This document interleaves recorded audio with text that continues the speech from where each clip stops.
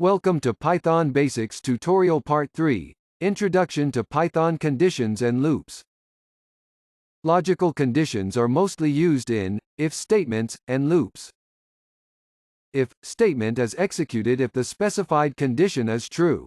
Else if statement will be executed if previous else if and if conditions are not true. Else statement is executed if previous if and else if statements are not true.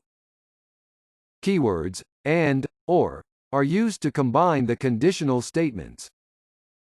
While loop is used to execute a block of statements as long as the given condition is true.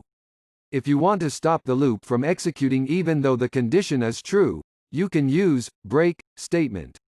If you want to stop the current iteration and continue to next iteration, you can use continue statement.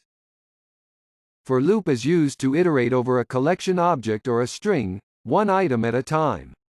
Thank you. Please proceed to Python Basics Tutorial Part 4 Python Functions.